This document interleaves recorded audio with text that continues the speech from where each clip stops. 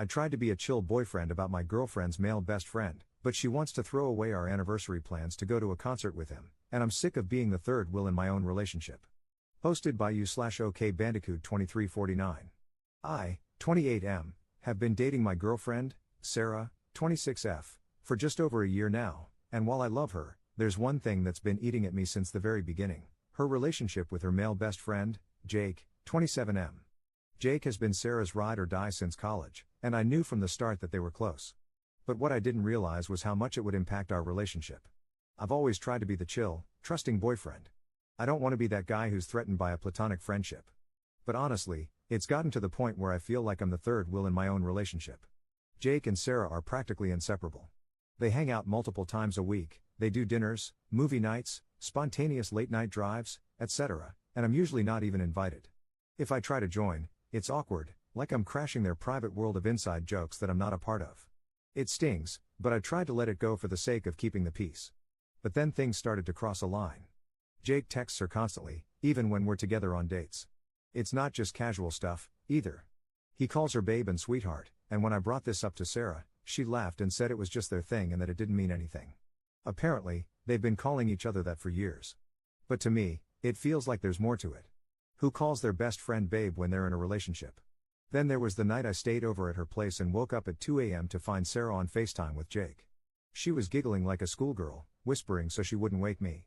When I asked her about it the next morning, she brushed it off, saying Jake needed someone to talk to. But what about me? Am I just here as background noise while she stays emotionally tethered to this guy? The breaking point came last weekend. Sarah and I had been planning a special weekend getaway for our 1-year anniversary, something we'd been looking forward to for months. But out of nowhere, Jake invites her to a concert the same weekend. Sarah asked me if we could postpone our anniversary trip so she could go with Jake instead because it's a band they both absolutely love. I was floored. Our anniversary, something we'd been planning for months, could just be rescheduled for Jake? It was like I didn't even matter. I told her that this was too much and asked her to set some clear boundaries with Jake, like no more pet names, no more hanging out one-on-one all the time, and definitely no more prioritizing him over our relationship. She blew up at me, calling me controlling and insecure. She even said, "You knew Jake was part of my life when we started dating. Why are you trying to change me now?" Things got worse when Jake apparently told her that I was being toxic and trying to manipulate her. Sarah is siding with him, saying I'm overreacting and that nothing has ever happened between them. She's now furious with me for giving her an ultimatum, when all I really asked for were some boundaries that would make me feel like I'm her boyfriend, not just a side character in her life with Jake. Now Sarah is giving me the silent treatment, and I'm starting to feel like I've somehow become the jerk in my own relationship. Am I losing my mind here? I'm not asking her to drop Jake completely, just to prioritize us and respect our relationship. But maybe I've been unreasonable. Am I the jerk for asking my girlfriend to set boundaries with her male best friend, or is this friendship way too close for comfort? Top/relevant comments. Commenter. Do everyone a favor and end this thing now. You'll be doing Sarah a favor, she can have Jake. You'll be doing Jake a favor, he can have Sarah. Most of all though, you'll be doing yourself a huge favor, because you can find someone who sees you as her ride or die and someone who is actually loyal to you. After all, loyalty is the single most important factor in friendship, not being nice or liking the same things. Sarah doesn't believe she needs to be loyal to you. You know how I know? We can only truly know what we believe, versus what we think we believe, by watching how we act. Her actions speak volumes. Update 2 days later. I first want to thank you all for the amazing support you've given me. After reading through the comments and talking to some of you, I made up my mind. I was done being second place in my own relationship, and I was ready to walk away. But what happened next surprised me. Saturday night, Sarah came over to talk. I was prepared to have the breakup conversation, but before I could get a word in, she told me something unexpected. She had canceled the concert plans with Jake.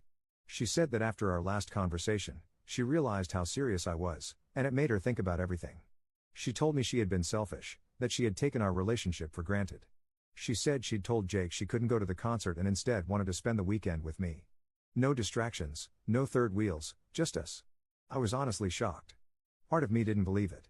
For months, I had been asking her to set boundaries with Jake, and suddenly, she was doing it? It felt surreal, like a last-minute effort to save something that was already broken. But she seemed sincere. She apologized, not just for the concert situation, but for all the time she had ignored my feelings, dismissed my concerns, and prioritized Jake over us. She admitted she had been blind to how much it hurt me and said she didn't want to lose me. It was emotional. She was crying, and I could see how much it scared her that I was about to walk away. For the first time in a long time, it felt like she was choosing me. But here's the thing, as much as I appreciated her apology, it didn't magically fix everything. I told her that while canceling the concert was a good step, it didn't erase all the hurt. I still felt like I had been competing with Jake for too long, and trust, once broken, is hard to rebuild. We ended up spending the weekend together as planned. We didn't go on the big anniversary trip, but we stayed in, cooked together, and had long conversations about everything: our relationship, Jake, the future. It was a roller coaster of emotions. There were moments where I felt like maybe we could make this work, but also moments where the damage felt too deep to repair. By today, I was emotionally drained. Sarah seemed to think things were heading in the right direction, but I still wasn't sure.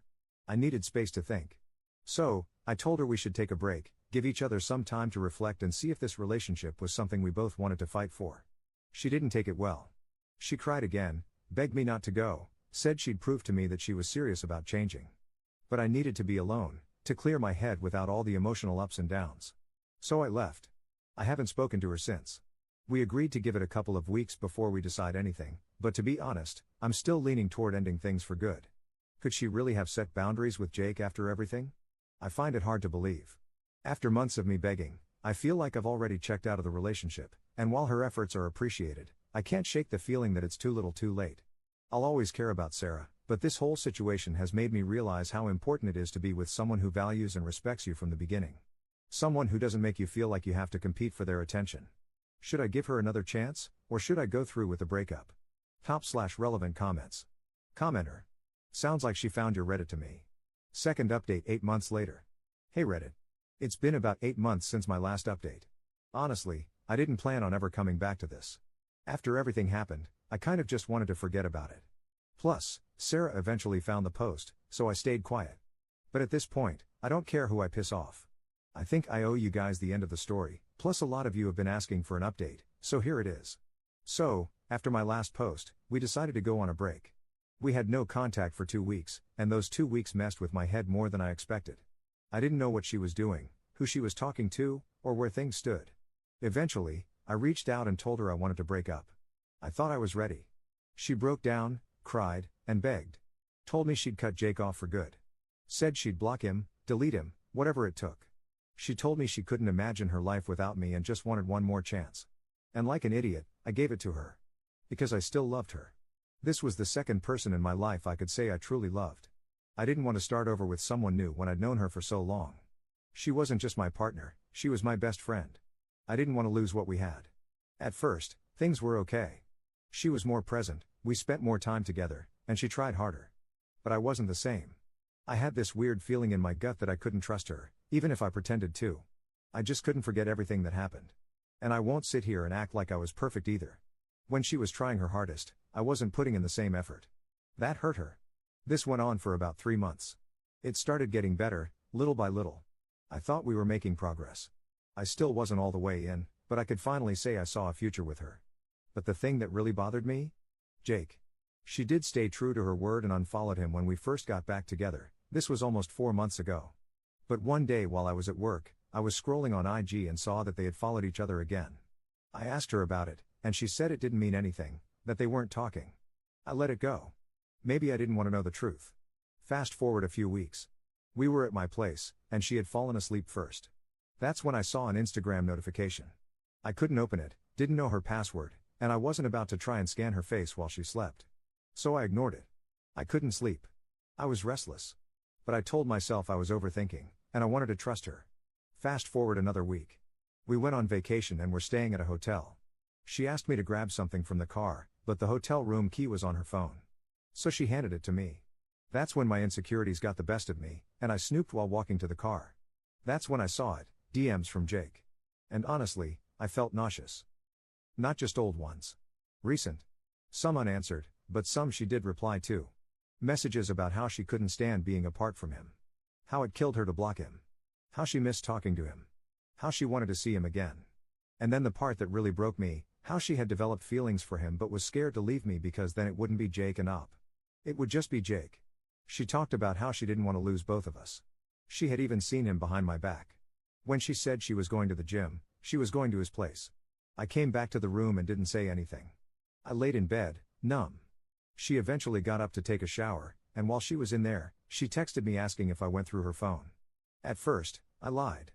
But then she said when she opened Instagram, it was still on her DMs with Jake, something she didn't leave open. So I admitted it. I told her I read everything and couldn't believe she lied to me again. Her response was, "You weren't supposed to see that." I completely lost it. She tried playing the victim card, telling me I broke her trust by going through her phone and that I wasn't supposed to read what she told Jake. Like I was the bad guy in this situation. That was it for me. I didn't ask for explanations. I didn't want to hear any more lies. I shut down completely. I stopped texting her and only spoke when necessary for the rest of the trip.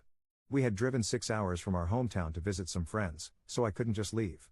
We acted normal in front of our friends until it was time to go. The 6-hour drive back home was complete silence. I drove most of the way and didn't speak to her at all. When I dropped her off at her place, she tried to talk to me, even tried to kiss me goodbye.